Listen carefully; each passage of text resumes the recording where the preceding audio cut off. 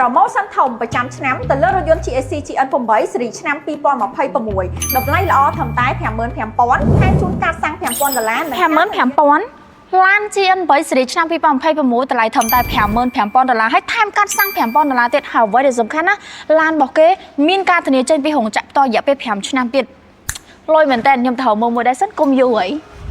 ចាប៉ិតណាស់អតិថិជនចំណេញកាន់តែចំណេញអតិថិជនបញ្ជាទិញរថយន្ត GSC GN 8 ពី Yes Car Premium នឹងទទួលបានតម្លៃមហាពិសេសមិនធ្លាប់មានពីមុនតម្លៃត្រឹមតែ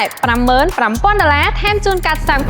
$5,000 និងទទួលបានកាតធានាចេញពីរោងចក្រផ្ទាល់5ឆ្នាំឬក៏ 15,000 គីឡូបន្ថែមទៀតកាន់តែអស្ចារ្យជាងនេះទៀតអតិថិជននឹងទទួលបានរថយន្តដែលមានឆ្នាំខ្ពស់ស៊េរីឆ្នាំ2026រថយន្តដែលមានគុណភាពស្តង់ដាររ៉ាប់ Global Master Full Option មាន8ភាសានិងមានភាសាអង់គ្លេសស្រាប់អតិថិជនជារថយន្ត GN 8ឥឡូវនេះមានស្តុកស្រាប់មិនចាំបាច់ធ្វើការរងចាំយូរចង់បានពណ៌សក៏បានពណ៌ខ្មៅក៏បានទិញដោយទំនុកចិត្តនិងសេចក្តីសុខផ្លូវចិត្តអតិថិជនទិញរថយន្ត GN 8 ពី Yes Car Premium នឹងទទួលបានការប្រឹក្សាយោបល់អំពីរថយន្តនិងការបង់រំលោះជាមួយនឹងទីប្រឹក្សាផ្នែកលក់ដែលមានជំនាញនិងប្រកបដោយវិជ្ជាជីវៈសម្រាប់ព័ត៌មានបន្ថែមអតិថិជនអាចទំនាក់ទំនងមកកាន់លេខទូរស័ព្ទដែលមាននៅក្នុង caption ខាងលើនេះឬក៏អញ្ជើញមកកាន់ showroom Yes Car Premium កាឡម៉ែតនៅលើបណ្ដោយផ្លូវព្រះមុនីវង្សទល់មុខជាឋានប៉ាស័រអរគុណជម្រាបលា